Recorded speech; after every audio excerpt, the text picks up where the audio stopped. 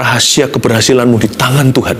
Jikalau Tuhan yang membuka pintu, siapa yang bisa tutup? Rahasia 100 kali lipat. Anda bisa tulis judulnya. Ya, rahasia 100 kali lipat. Sebenarnya menghasilkan 100 kali ganda itu tidak mustahil sama sekali. Asal kita mengerti kuncinya. Jikalau kita mengenali kunci yang dari Allah, hidup kita akan berubah. Kita buka bersama-sama di kitab Kejadian, pasal yang ke-26, ayat 12. Cerita tentang Ishak, keturunan Abraham. Kita juga keturunan Abraham loh. Anda dan saya, kita punya patron iman. Seperti Abraham, kita menanti janji, dan Tuhan pasti akan genapi. Nah, sekarang kita pelajari tentang putra mahkotanya. Ishak namanya. Maka menaburlah Ishak di tanah itu, dan dalam tahun itu juga ia mendapat hasil 100 kali lipat, sebab ia diberkati Tuhan. Dan orang itu menjadi kaya, bahkan kian lama kian kaya, sehingga ia menjadi sangat kaya. Saya jelaskan dulu. Sekalipun Ishak itu adalah anak orang kaya, kita tahu Abraham itu kaya raya, tapi dia nggak punya mental anak orang kaya. Nah, inilah rahasia 100 kali lipat, karena Tuhan berurusan dengan Ishak. Nggak ada urusan sama papanya.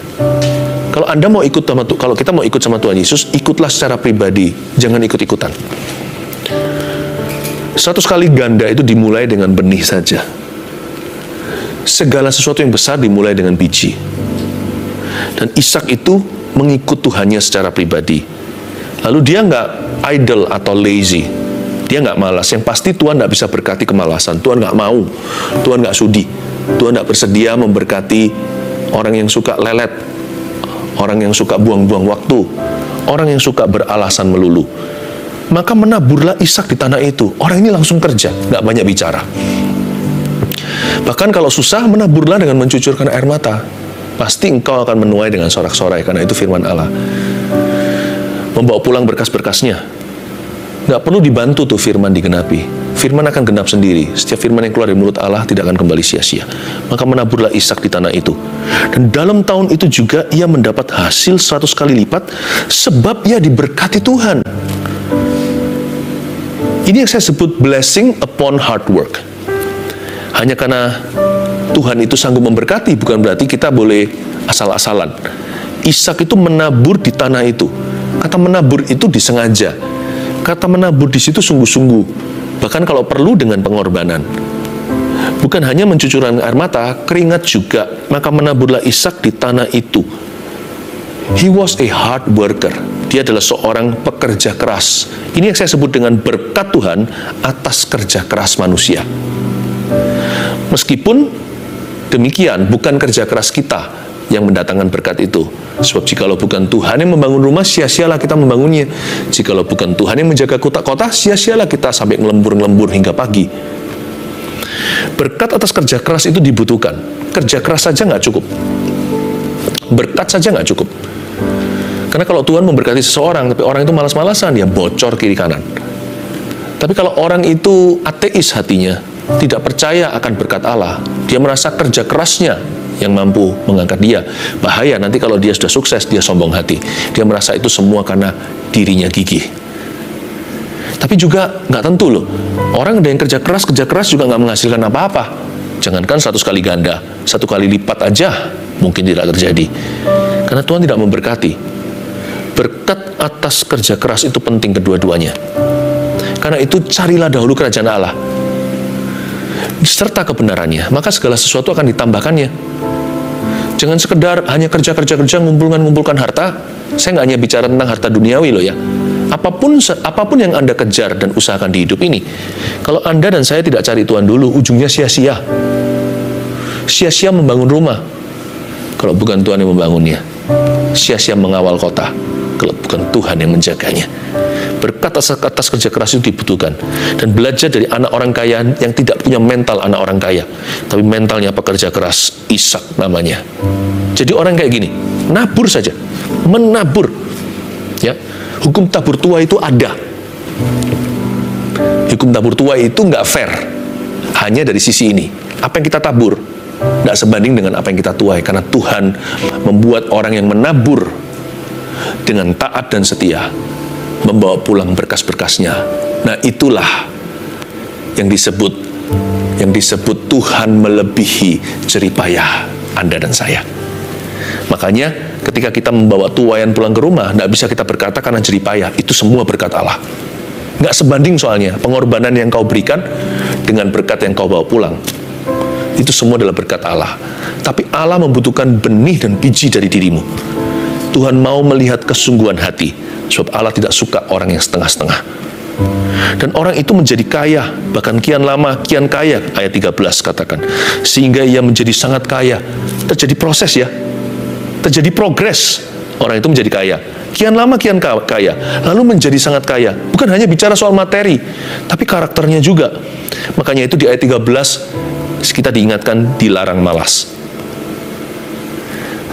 Alkitab mengatakan di kitab Amsal, tangan yang rajin menjadikan kaya, tapi tangan yang malas mendatangkan kemiskinan. Lipat tangan sebentar lagi, tertidur sebentar lagi, maka kemiskinan akan menyerbu kemahmu seperti musuh mengepung sebuah kota. Ayat 14, ia mempunyai kumpulan kambing domba dan lembu, sapi, serta banyak anak buah, sehingga orang Filistin itu cemburu kepadanya. Sehingga orang Filistin cemburu kepadanya. Kok bisa ya? Karena Ishak tinggal di wilayah orang Filistin. Dia bertetanggaan dengan orang Filistin ini. Dia tinggal di tengah-tengah mereka. Makanya itu orang Filistin itu cemburu kepadanya, melihat begitu banyak kumpulan kambing domba dan lembu sapi serta banyak anak buahnya. Biasalah kalau orang itu cemburu, kalau manusia sirik, itu biasa. Kalau Anda tidak mau satu orang pun cemburu di hidupmu, ya jangan berdampak.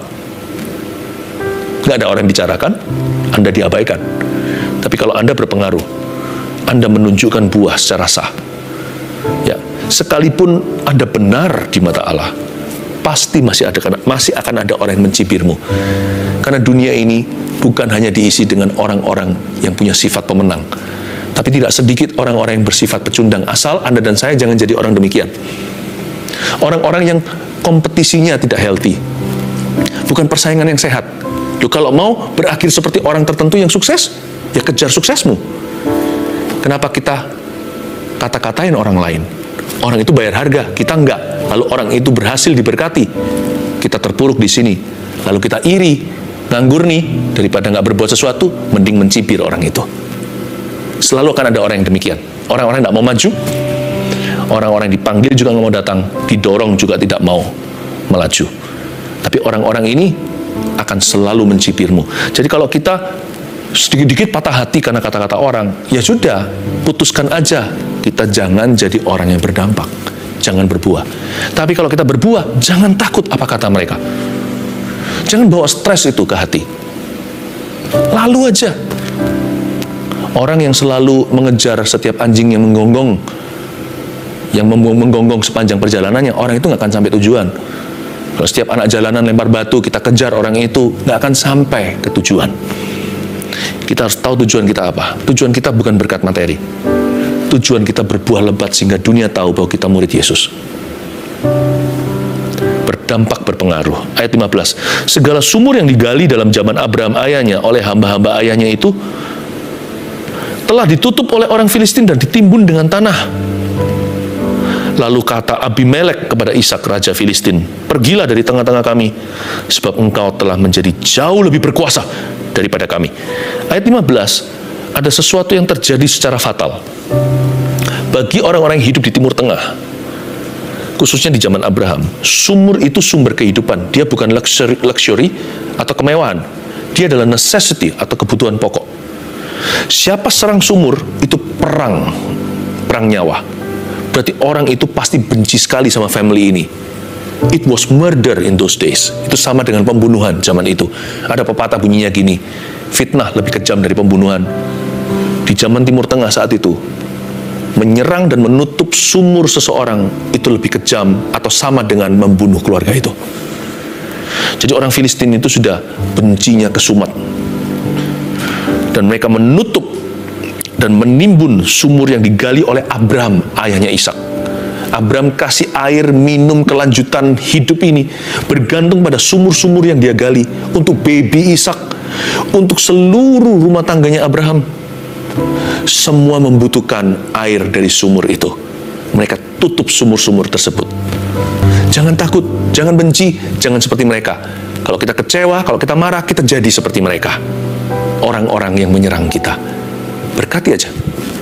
Berkati mereka. Doakan mereka. Udah. Tapi ingatkan dirimu bahwa rahasiamu tidak pada tangan mereka. Rahasia keberhasilanmu di tangan Tuhan. Jikalau Tuhan yang membuka pintu, siapa yang bisa tutup? Kalau Tuhan yang memberimu sumur, siapa bisa timbun? Entar kemudian hari, jikalau bukan Anda, ya anak Anda akan menggalinya. Dan orang Filistin tidak bisa berbuat apa-apa. Tambah ditekan, tambah luar biasa. Semakin ditahan, semakin merambat kemana-mana. Lalu Abimelek, raja Filistin, the best among them, yang terbaik di antara mereka aja, sejahat itu, pergi dari tengah-tengah kami, sebab engkau telah menjadi jauh lebih berkuasa daripada kami. Ishak diusir bukan karena dia troublemaker. Ishak diminta untuk minggat bukan karena dia adalah sumber permasalahan, tapi karena dia sukses, karena dia diurapi, karena dia menunjukkan buah, karena dia dipakai oleh Tuhan, karena dia dicintai, karena dia dibela. Silakan kau pergi meninggalkan kami, kamu jauh lebih berkuasa daripada kita semua. Kalau kita jadi Ishak, kita punya roh pecundang, kita akan berkata, kok begitu sih? Lalu kecewa, marah, lalu berantem sama orang. Ishak memilih untuk mengalah. Dari sini saya tahu, ini anak muda tidak berubah dari sejak dia bocah. Waktu dia mau diikat sama papanya Abraham, dipersembahkan di Gunung Moria. Waktu dia mau diserahkan di atas bukit tersebut, Ishak tidak melawan, dia tidak membantah. Ini orang punya jiwa mengalah. Makanya Tuhan suka. Rahasia kenapa dia diberi 100 kali lipat? Karena dia gak pernah gini sama Tuhan. Orangnya itu, ya sudahlah. Makanya orang seperti ini diberkati. Disuruh pergi kan? Ayat 17 coba lihat. Jadi pergilah Ishak dari situ. Dan berkemahlah ia di lembah Gerar, dan ia menetap di situ. Dari ayat 17 saya bisa pelajari sifatnya. Dia bukan mengalah dikit-dikit, lari dari konflik, enggak. Kalau patut untuk dia lawan, ya dia lawan. Tapi orang ini tahu bahwa peperangan ini bukan dari Tuhan. Dan dia paham bahwa tempat itu memang milik orang-orang Gerar. Tempat itu memang milik bangsa Filistin. Dia pendatang, jadi dia tahu siapa lebih berhak. Dia mengalah, dia pergi dari situ. Kenapa dia pergi dari sana? Kok Ishak nggak takut ya? Karena itu kan sumur-sumur yang papanya punya. Kenapa kok dia meninggalkannya? Ishak tahu, dia nggak bergantung sumur. Sumur bergantung dia.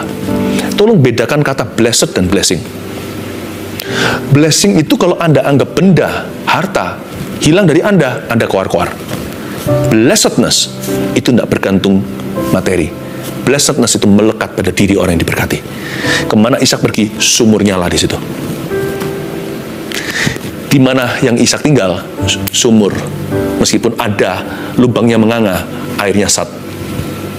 Dari sana Ishak mengerti, the Lord is with him wherever he goes. Tuhan bersama dengan dia kemanapun dia pergi. Kemanapun Tuhan pimpin dia ke situ. Di situ akan ada air, mata air yang baru. Wow. Makanya Ishak memegang janji ayahnya, we shall be blessed, we shall be fruitful in whatever land. Kita akan menjadi berbuah lebat. Kita akan diberkati. Kemanapun kita pergi, di tanah manapun juga, Tuhan utus aku. Jadi pergilah Ishak dari situ, dan berkemahlah ia di lembah Gerar. Sekali dia pergi dari situ ya, maksud saya sekali dia meninggalkan tempat itu, dia langsung berkemah di sebuah lembah. Nggak peduli kalau itu lembah, dia taruh komitmen di sana. Harusnya kayak begini seperti Lot dia harusnya cari tempat yang permai, pegunungan atau gimana, kan lebih subur untuk sapi lembunya. Semakin tinggi semakin wagyu. Airnya semakin bagus, dekat mata air yang sudah dia gali, lalu diambil sama orang Filistin itu. Harusnya hawanya semakin sejuk, semakin banyak buah-buahan, tanaman juga lebih baik. Tapi di lembah pun dia komitmen. Dia taruh komitmen di situ. Dan ia menetap di sana. Put your head in the game.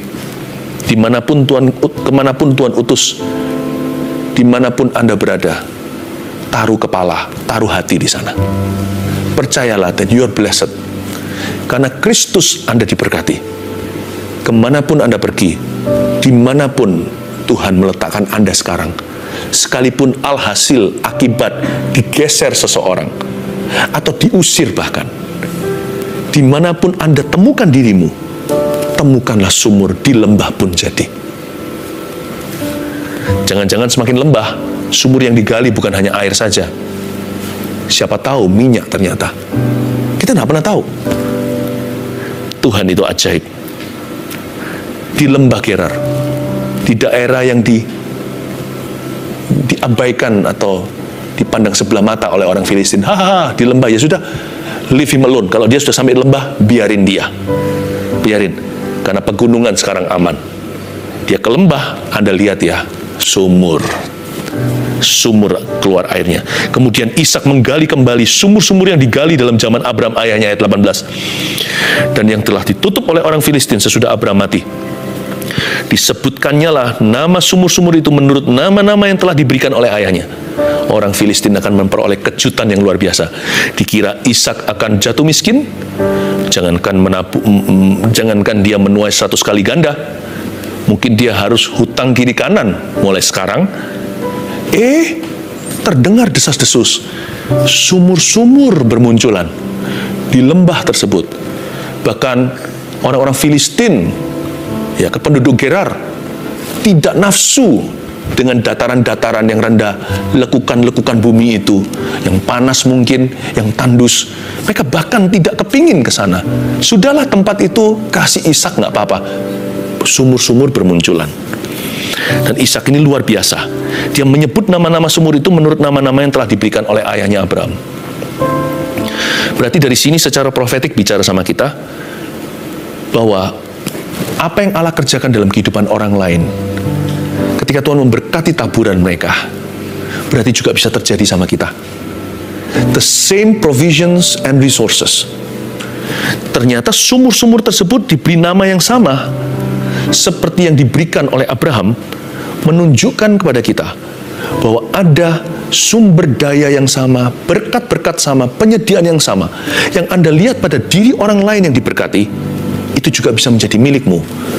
Kalau Anda dan saya punya komitmen seperti Ishak, punya iman seperti Ishak, punya kerajinan seperti Ishak, maka saya percaya Tuhan juga bisa membuka sumur-sumur tersebut untuk Anda. Sebab sumur yang sama memberi minum Abraham dan rumah tangganya, sekarang sumur itu memberi minum Ishak dan rumah tangganya. Roh Kudus yang sama yang mengurapi saya di sini, mengurapi kami, Dia juga bisa mengurapi Anda di situ. Apa yang Anda lihat orang lain alami, kalau yang lain ditolong, Anda bisa berkata dengan GR, nggak apa-apa, saya juga. Namanya sama, healingnya sama, blessingnya sama. Sumur yang untuk minum untuk memberi minum Abraham di zamannya, memberi minum zaman ini. Lakukan lagi apa yang kau lakukan di zaman yang lalu. Waktu saya baca Alkitab, saya selalu klaim begini, urapan yang sama ada pada Petrus, ada pada diriku. Urapan yang sama pada Abraham, ada pada diri kami. Yang kulihat bagaimana Allah bekerja dalam diri Paulus, aku juga rindukan yang sama. Tuhan itu tidak pandang bulu, Tuhan tidak pernah bertukar bayangan. Yesus tidak pernah berubah, Dia tetap sama dahulu, sekarang, sampai selama-lamanya. Bukan sumur itu, tapi janji Tuhan yang memberi makan, janji Tuhan yang memberi minum.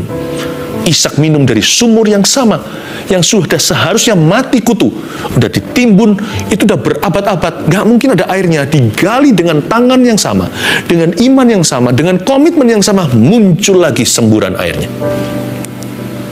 Don't envy other people's blessings, claim them. Jangan iri dan cemburu akan berkat orang lain. Berbahagialah kalau orang lain diberkati dan dipakai Tuhan lebih dulu. Lalu dengan rendah hati, klaim itu. Kalau orang lain ditolong, saya juga. I believe that also for me. Aku percaya itu juga untuk aku dan keluargaku. Kan nggak apa-apa itu. Itu bukan iri hati, itu iman namanya. Kalau nafsu jelek, negatif, perasaannya negatif, sikap hatinya salah, nah itu nafsu. Tapi kalau kita memberkati dulu dan kita berkata, I'm happy for you, lalu kita berkata, aku juga percaya itu untuk diriku, itu iman namanya. Itu imannya wanita Siro Fenisia. Remah-remah yang dari meja anak pun aku mau. Anak-anak kerajaan Allah, di mejanya ada roti, ku terima hanyalah serpihan-serpihannya, aku pun sembuh. Tuhan senang iman yang kayak gitu. Tuhan puji wanita itu dan berkata, iman seperti ini nggak ada di seluruh Israel. Orang Israel zaman itu terlalu gengsi. Mari kita jangan gengsi ketika mengklaim janji. Berkata, Lord, that is also for me. Itu juga untuk diriku. Amin. Ayat 19. Ketika hamba-hamba Ishak menggali lembah itu, mereka mendapati di situ mata air yang berbual-bual airnya. Ini luar biasa. Karena di zamannya Abraham hanya ada air, tapi di zamannya Ishak berbual-bual airnya. Perbedaannya di sini. Perbedaannya di sini. Zaman papa segini, hanya semata kaki. Zaman Ishak sudah berenang-renang di dalam sungai kehidupan. Tahukah, makin lama pernyataan kuasa Allah akan semakin bertambah sebab waktunya singkat. Tahukah Anda sedang berada di dalam arus deras kuasa kerajaan sorga? Jangan jadi orang kecewa dong. Jangan jadi orang on and off dan menjauhi Tuhan. Jangan jadi orang yang sukanya ngeliatin orang lain. Rugi. Kita berada di ujung zaman di mana kerajaan Tuhan itu tingkap langit terbuka. Bukan supaya kita jadi orang yang serakah, minta harta-harta, bukan ya. Maksud saya adalah pengalaman dengan Tuhan. Minta itu. Lalu bertengkarlah para gembala Gerar dengan para gembala Ishak. Kata mereka, air ini kepunyaan kami. Dan Ishak menamai sumur itu Esek karena mereka bertengkar dengan dia di sana. Kan lucu. Dulu nggak ada yang mau gali. Semua orang meremehkan dan meragukan. Sekali Ishak ada di sana, berbual airnya, langsung mereka klaim. Air ini punya kami. Lalu dirampas dari Ishak. Sumur itu diberi nama Esek karena mereka bertengkar di sana. Tadinya lembah Gerar, orang-orang Gerar, bahkan orang-orang Gerar pun nggak kepingin lembah itu. Udah biarin aja. Itu dijual juga nggak laku. Sekali Ishak menjadikan sesuatu yang lukratif atau menguntungkan, mereka semua mau. Kan begitu selalu. Selalu akan ada orang yang aji mumpung. Saya kira Ishak pasti akan marah. Angkat senjata, ayo perang saudara. Tapi ayat 21, kemudian mereka menggali sumur lain. Dan mereka bertengkar juga tentang itu. Maka Ishak menamai sumur itu Sitna. Sumur kedua digali. Sumur pertama kan membuat bertengkar. Lalu dia begali sumur kedua. Udahlah. Kalau bahasa Chinese-nya, suanalah. Ya udahlah. Udah, dia gali lagi. Membual lagi airnya. Di situ juga dikejar sama musuh. Itu juga punya cuma kita. Itu juga punya kami. Orang yang tidak mau berusaha, hanya mau makan hasil akhirnya. Tapi itu tidak mematahkan semangat Ishak. Kalau kita jadi Ishak harusnya 2 kali bisnis gagal, udah kecewa. Ayat 22, lucu orang ini. Lucunya mengagumkan. Saya lihat orang ini nyantai gitu. Very chill. Ia pindah dari situ dan menggali sumur yang lain lagi. Udah gitu aja. Ya sudah. Gua pindah, gali sumur yang lain lagi. Very cool. Ini orang yang hatinya keren. Tetapi tentang sumur itu mereka nggak bertengkar. Sumur itu dinamainya Rehobot. Ini sumur ketiga. Dan ia berkata, sekarang Tuhan telah memberikan kelonggaran pada kita sehingga kita dapat beranak cucu di negeri ini. Belajar dari Ishak ya, inilah pesannya. Miliki hati yang longgar untuk memaafkan. Untuk melepaskan, let go. Miliki hati yang longgar untuk mengalah. Dan miliki hati longgar untuk memberi. Ishak berkata, ya sudahlah. Hitung-hitung Esek adalah untuk memberkati mereka. Hitung-hitung Sitna adalah mengembalikan ke komunitas Gerar. Aku kan menetap di sini sekian lama. Bukan biaya kuliah. Kan aku nggak berbuat salah. Tapi sebagai amal sosial saya. Nggak apa-apa, let go, it's okay. Lalu dia pergi lebih jauh lagi. Dia tahu kan, dia lebih jauh lagi perginya. Dan dia gali sumur yang bernama Rehobot. Di situ dia berkata, Tuhan beri kelonggaran. Kenapa Tuhan beri dia kelonggaran? Hatinya dia longgar soalnya. Fleksibel, jangan kaku. Ada orang yang masih marah sama orang lain yang merugikan dia di masa lalu. Ada orang yang masih hidup di masa lalunya. Mana bisa menuai 100 kali ganda? Anda masih defisit. Zaman aja nggak bisa bedakan badan di masa sekarang, pikiran masih di masa lalu. How can God bless you? Bagaimana bisa menuai? Anda masih bertengkar soal penaburan. masih, aduh, udahlah, jangan sampai punya hati yang nggak terima gitu loh. Jangan sampai punya hati yang seperti itu. Sebab Tuhan kita itu punya satu gelar. Tuhan memberi, Tuhan mengambil, terpujilah nama Tuhan. Udah, jangan pernah perhitungan begini sama berkat Tuhan. Ya, sama berkat itu easy comes, easy goes. Gampang datang, gampang pergi. Sama Tuhan jangan, pegang erat-erat. Sama Tuhannya. Jangan sampai punya hati yang nggak terima. Apalagi kepada sesama. Tuhan memberi, Tuhan mengambil, terpujilah nama Tuhan. Dan jangan sampai nggak terima sama Tuhan. Wah, lebih celaka. Nggak terima saya sama Tuhan. Kenapa Tuhan izinkan? Udahlah, hidup ini sementara. Ada banyak hal kita nggak memahami, nggak mengerti. Ya sudahlah, swanelah. Kalau memang itu sudah terjadi, ya sudah Tuhan. Someday I'll understand.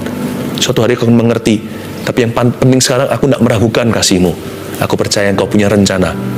Give me purpose, kasih aku tujuan dalam hatiku. Beriku kekekalan, seperti kata kitab Pengkhotbah. Dia memberikan kekekalan dalam hati manusia. Manusia tidak tahu sesuatu apapun akan masa depannya, tapi segala sesuatu akan Tuhan buat indah pada waktunya. Dari situ ia pergi ke Beersheba, malah bikin kota. Ayat 23. Anda harus tahu Beersheba dibangun di atas dasar sumur. Lalu pada malam itu Tuhan menampakkan diri kepadanya serta berfirman, Akulah Allah ayahmu Abraham. Jangan takut ya, sebab aku menyertai engkau. Aku akan memberkati engkau dan membuat banyak keturunanmu karena Abraham hambaku itu. Setelah dia dikerjain musuh berkali-kali, dia bisa let go, lepaskan. Makanya dia bisa lihat Tuhan secara jernih. Hati orang kalau tidak diisi dengan kesel sama manusia, atau sama dirinya, atau sama kehidupan, apalagi sama Tuhan, orang itu gampang dengar firman Tuhan, dengar suara Tuhan, gampang mendapatkan pernyataan. Akulah Allah ayahmu Abraham. Bagus nggak? Lalu dia berkata, Tuhan berkata begini, jangan takut ya, sebab aku menyertai engkau. Sebab Ishak punya 1001 alasan untuk takut. Karena orang Filistin ini jahanam. Sumur itu adalah cara mereka untuk membunuh pelan-pelan, tapi mereka juga bersedia kalau diharuskan mereka dengan senang hati membunuh Ishak dengan tangan berdarah dingin. Ini adalah bangsa perang. Ini adalah kaum penjahat Filistin ini, menjadi musuh bebuyutan Israel seterusnya. Anda harus mengerti bahwa ini bukan orang-orang yang gampang berurusan dengan mereka. Tuhan berkata, tapi jangan takut. I'm your God. Akulah Allahmu. Aku menyertai engkau. Kurang apa itu? Dan aku memberkati engkau. Berkat itu nggak ada pada Gerar lah, gunung lah, lembah. Berkat itu ada pada orang yang sebut dia diberkati. Berkat itu ada pada orang yang kusuruhkan berkat ke situ. Aku memberkati engkau. I bless you. Udah, pergi tangan hampa. Pergi orang-orangan, bawa badan. Hanya pakaian melekat di tubuhnya. Nggak apa-apa. And you are going to reap. Dan kamu akan menuai 100 kali lipat.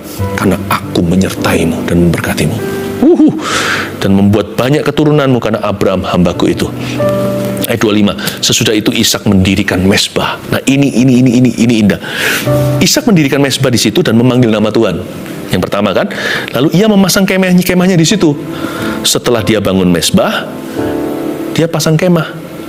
Lalu hamba-hambanya menggali sumur di situ. Ketemu satu lagi sumur setelah Rehobot, jadi total ada 4. Ada satu lagi sebagai penutupan ayat 25, satu sumur lagi mereka temukan. Luar biasa ya, kalau hati kita itu seperti Ishak.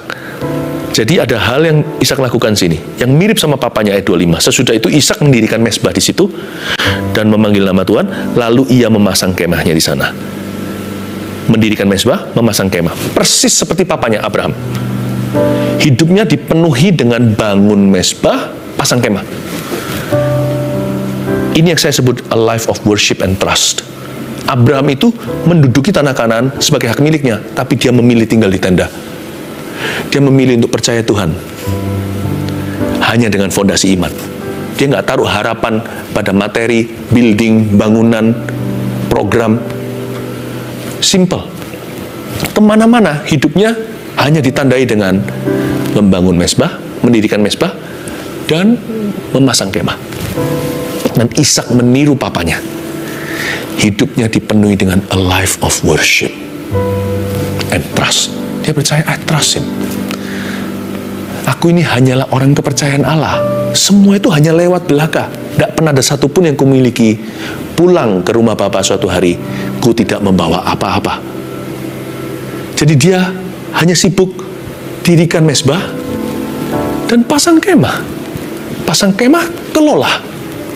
Udah. Makanya Ibrani mengatakan orang seperti ini hanyalah seperti seorang tamu saja di dunia. Karena mereka mengharapkan kota yang dibangun langsung oleh tangan Allah. Tanah Kanaan itu bukanlah Timur Tengah. Tanah Kanaan, tanah perjanjian itu ada di hati Abraham, Ishak, Yakub. Orang-orang ini adalah orang-orang yang menjadikan Tuhan hartanya yang termulia. Ini luar biasa. Saya kasih 3 poin sederhana sebagai summary atau sebagai rangkuman kita. Rahasia 100 kali lipat itu terletak pada apa saja ya? Ada 3 hal ini. 1, terletak pada berkat Tuhan atas kerja keras kita. Makanya jangan hanya berusaha. Jangan lupa berdoa dan cari wajahnya. Jangan lupa untuk merenungkan firman-Nya supaya apapun yang kau lakukan berhasil, kata Mazmur 1. Supaya tidak layu daunnya, supaya berbuah pada musimnya. Ingat ya, rahasia 100 kali lipat itu ternyata mudah, terletak pada berkat Tuhan atas kerja keras kita. Ya, dilarang malas ya, nggak boleh malas, harus menabur seperti Ishak. Harus berusaha juga, tapi percayalah berkatnya, bukan jeripayah Anda. Yang kedua, terletak pada hati yang longgar untuk memberi dan mengalah. Tuhan cari orang yang sikap hatinya legawa. Bukan orang yang begini terus, begitu terus. Yang kayak gitu terus ya. Jangankan diberkati. Berkat orang itu pun dihina Tuhan. Sebab Tuhan hanya mau menerima berkat, bahkan orang yang menabur itu harus dengan sukacita dia memberi. God loves the cheerful giver. Jadi orang itu yang legawa. Ternyata rahasia 100 kali ganda itu ada pada hati yang longgar untuk mengalah serta memberi. Yang terakhir, seperti Ishak dan Abraham yang mendirikan mezbah dan memasang kemah, hidup yang senantiasa menyembah. Luar biasa. Worship is supernatural. Tahukah Anda? Ishak itu hidupnya diwarnai dengan menyembah, dirikan mezbah. Lalu dia hanya mengelola kemah. Ternyata worship draws the supernaturals. Menyembah Tuhan itu menarik perkara-perkara supernatural. Saya tidak berkata bahwa kita menyembah Tuhan ada maksudnya, ada maunya supaya diberkati secara materi. Bukan. Atau pikiran duniawi, bukan. Menyembah Tuhan itu karena Tuhannya. Tapi jangan lupa loh, Tuhan sendiri berkata, dia bertata di atas pujian umatnya. Berarti kita tahu bahwa ketika kita menyembah Tuhan karena Tuhannya, ada perkara-perkara Tuhan terjadi dalam hidup kita, bisnis kita, pelayanan kita, rumah tangga kita. Bahkan dalam tubuh, dalam diri kita, terjadi perkara-perkara adi kodrati. Itu yang kita sebut seringkali dengan satu kata, mujizat. Roh mengasihani diri sendiri itu bukan dari Roh Kudus, itu dari roh jahat. Jangan terus mengeluh dan berkata, aku kok enggak seperti orang itu. Kenapa orang itu diperhatikan? Selalu iri. Kalau orang lain dapat marifat, orang lain dapat nubuat, berkata, iya orang yang gitu yang diperhatikan. Kenapa aku yang terpuruk? Enggak. Kenapa aku yang lebih malang ini, lebih kasihan, lebih jatuh miskin ini? Kok nggak pernah Tuhan sebut apa-apa? Tuhan akan sebut. Saya ulangi, Tuhan akan sebut Anda sampai Anda bertobat dari sikap hati seperti itu. Itu yang Tuhan benci. Tuhan tidak membenci dirimu. Tuhan benci sikap suka mengasihani diri sendiri. Termasuk kalau orang yang sakit tidak perlu merasa seperti pasien. Kita sudah otomatis pasien kalau kita ke rumah sakit. Kita harus jadi anak Tuhan. Yang sakit juga masukkan. Semua terus mengalir ribuan ini di tangan saya. Ketika kita menyembah Tuhan, sesuatu akan terjadi. Percayalah, yakinlah. Sekalipun kita tidak minta pun ya, Tuhan bertata di atas pujian, akan ada hujan. Urapan Tuhan akan menjamahmu. Rahasia 100 kali lipat itu sudah di tangan. Tuhan berkati setiap orang yang bergumul dan keluarga yang bergumul secara ekonomi. Pergumulan besar, pergumulan kecil, setiap levelnya Tuhan lawat dan Tuhan tilik. Tuhan bukakan tingkap langit untuk mereka. Dan ajari setiap kami untuk belajar menabur ya Tuhan. Bukan hanya kami menerima, tapi belajar belajar untuk memberi dan mengalah. Terima kasih Tuhan. Jamah Tuhan. I believe from now on, mulai hari ini akan ada banyak mujizat keuangan terjadi dalam kehidupan per family. Tuhan buka tingkap langitnya dalam nama Yesus. Saya merasakan dari satu orang yang frozen shoulder, atau yang pundaknya ini seperti beku, tidak bisa diangkat sampai ketinggian tertentu, dan kalau diangkat tuh sakit sekali. Ada yang karena kecelakaan, ada yang karena memang usia mulai begitu. Tuhan sedang lepaskan itu. Saya dengar seperti suara tulang bergerak, seperti sendi yang sedang bergeser. Tuhan sedang menyembuhkan Anda. Mulai pelan-pelan angkat itu di dalam nama Yesus Kristus. Tuhan sudah menyembuhkanmu. Ada satu orang yang sudah lumpuh 2 tahun, bukan dari lahir, karena kecelakaan sepeda motor. Dan Anda telah lumpuh, dan kaki Anda telah menjadi kecil karena tidak pernah dipakai ototnya. Tapi sekarang Tuhan memerintahkan kepadamu, memerintahkan kesembuhan datang ke tubuhmu. Dalam nama Yesus, emas dan perak tidak kuberikan padamu, tapi apa yang kupunya kuberikan padamu dalam nama Yesus. Saudaraku, berjalanlah. Roh kecelakaan itu aku tengking, pergi meninggalkanmu beserta semua traumanya. Terimalah kesembuhan. Anda akan bekerja lagi. Setelah ini Anda akan aktif memperoleh pekerjaan lagi. Roh Kudus beritahu saya, Anda akan dapat pekerjaan lama. Pekerjaan dulu yang Anda tinggalkan, bos akan memanggil Anda kembali. Karena Anda dulu bagus di situ. Karena kecelakaan ini, Anda harus istirahat di rumah. Tapi mulai hari ini, Allah akan memberkati seluruh hidupmu. Tuhan sayang pada Anda semua. Mari kita angkat tangan, terimalah berkat dari Allah Bapa, Putra, Roh Kudus menyertai setiap orang yang percaya. Berkembang, bertumbuhlah, berbuahlah 100 kali lipat, oleh karena Tuhan beserta dan berkenan kepada Anda dan saya. Terima kasih Tuhan Yesus, Kau maha cinta, maha kasih, dan kami mengasihimu. Dalam nama Yesus, amin.